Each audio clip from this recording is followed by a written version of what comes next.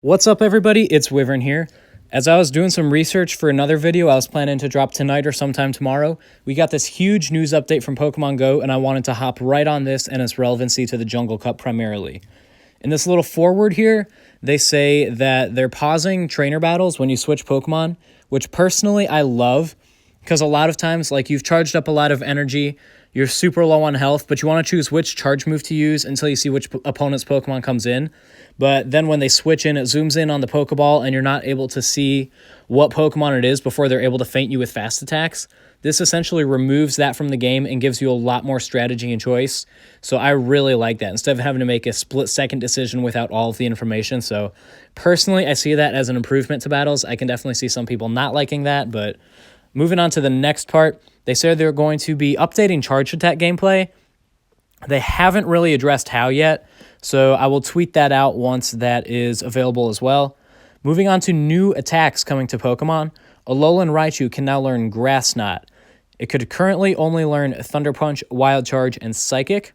I can see Grass Knot replacing Thunder Punch and having a Grass Knot, Wild Charge Raichu.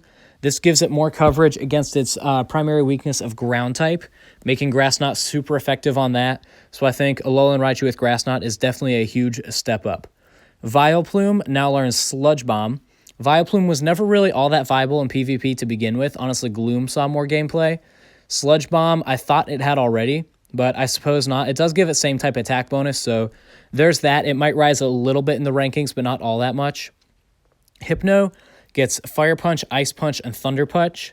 And with these three new moves of three different types, having as many legacy moves as Hypno does, I believe it has two with Shadow Ball and Psyshock, Hypno has one of the most diverse move pools I've ever seen.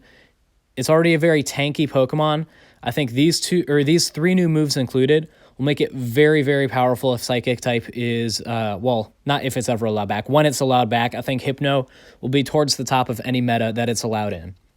Electrode can now learn Foul Play, which is technically legal in Jungle Cup, but I haven't seen really any play from Electrode in either Rainbow or Jungle Cup, so I don't think this affects it all that much. It definitely gives it more coverage, but it doesn't address any of its weaknesses, the only weakness being ground, so I don't see it as that big of a game changer for Electrode.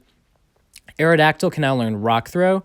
Aerodactyl, once again, is not legal in the Jungle Cup, but Rock Throw gives it a powerful rock fast attack to make it better compete against flying-type Pokemon, like it says, such as Altaria.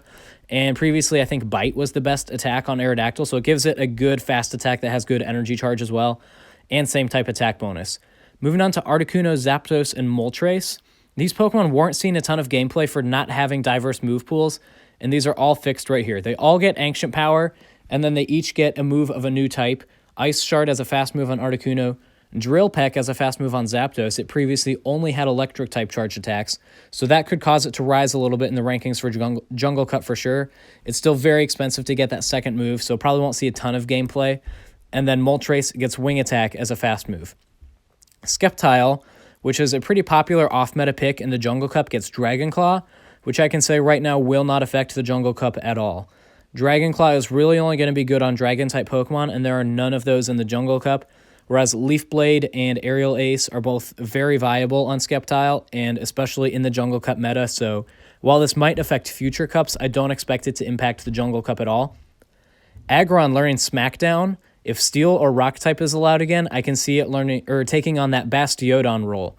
Smackdown gives it a much faster fast move with same type attack bonus, and that second move on Aggron is only 10,025 as opposed to the 75,075 for Bastiodon. So that could make it kind of a budget Bastiodon, if you will. Claydol learns Mud Slap. Claydol was at first an off-meta pick for Nightmare Cup, but started to rise in the rankings and see a lot more gameplay. It previously did not have a ground-type fast attack, so this gives it that same type attack bonus and coverage with that. In my opinion, makes Claydol a much better Pokemon. Although you might still want to use Confusion on it, you have the option of Mud Slap, which is always nice. Bronzong learns Bulldoze and Psyshock. Once again, not directly addressing the Jungle Cup, but Bulldoze gives it a super effectiveness on fire, which is one of its weaknesses, and Psyshock gives it a better Psychic move than Psychic. So I think this makes Bronzong a lot more powerful as well. And once again, if Steel or Psychic is allowed in the next cup, I think this will cause Bronzong to rise in the rankings. Lastly, we have Electivire, which is seeing next to no gameplay in the Jungle Cup. However, Ice Punch gives it that super effectiveness on the ground type is weak to. While ground isn't one of the types in Jungle Cup, so this won't impact it directly for then. If you see ground in any future cups, expect to see Ice Punch Electivire if electric type is allowed as well. Until then, I don't think this impacts it for this month's cup at all. The two new attacks we have are Charm, a fairy type fast attack. Some of these choices confuse me. Wobbuffet, Donphan, and Gallade all are kind of confusing choices for this fast move. It does 16 damage, takes 2 turns, and has an energy delta or energy charge of 6. So it's definitely not the best move, but it can give some fairy type Pokemon same type attack bonus, as well as just having that fairy typing on a fast move finally. So it's an option. I'm not sure how viable it will be. I don't expect it to impact the Jungle Cup at all. Raichu, I don't think you'll see people using it just because, well, you're going to want Spark or Thundershock on it since there's so many flying types between the normal and bug type. I don't think this will affect Jungle Cup at all. And then Skull Bash is a normal type charge attack that increases the defense stat. Here are some test battles with my brother who doesn't really do much PvP. I just couldn't find anybody spur of the moment to do some battles, so I brought a team of 3. The Pachirisu that I brought is just kind of random. I didn't have enough TMs to get everything that I wanted, so I got Skull Bash on Snorlax and Charm on Raichu. So those are the 2 we're going to be taking a primary look at today. Skull Bash does 130 damage. It's kind of difficult to tell how much energy it takes because Lick charges energy so fast. We're going to go ahead and shield this Dragon Pulse just because I want to be able to get the Skull Bash off. I'm not sure how much Dragon Pulse would do to me. Here we see he's going to shield the Skull Bash, but we do get that defense boost regardless. And now we see those Dragon Tails doing a lot less damage to us. We're going to swap. Honestly, don't remember why I swapped here. I think I just wanted to see how much the Charms did. And here we see that pause when you switch. Now, this actually created a bit of lag, so I'm hoping this is an issue they're going to resolve. Because as soon as I switched, you see that Dragon Tail go through right there. He got 1 Dragon Tail through and then tapped on his charge move, and it was sitting waiting on his screen before it even came up on my screen. He had already finished his charge move before it came through on mine. So that's a bit of lag. I'm not sure if that was internet issues or if that was related to the new pause in battle when you switch, but regardless. Here we see Charm charging energy kind of slow, but doing a ton of damage. And here I accidentally tapped on the Wild Charge. I meant to tap on Charm one more time, but regardless, he's going to shield it because he has enough energy for a move. We're out of shields at this point, so we're going to have to take it. And there, that should have done more damage. I think he kind of under-tapped, but regardless, he has enough energy for a second move as well. So he's going to hit us with a Thunder Punch, knock us out.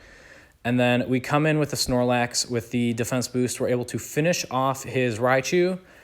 And then here we see the Fury Cutter doing a good bit of damage. I asked him to not tap here just because I want to see how much damage a Skull Bash will do to the Scyther. So he doesn't tap there. That's why you see Night Slash doing so little damage. We're able to get to the Skull Bash. And then it is able to one-hit the Scyther.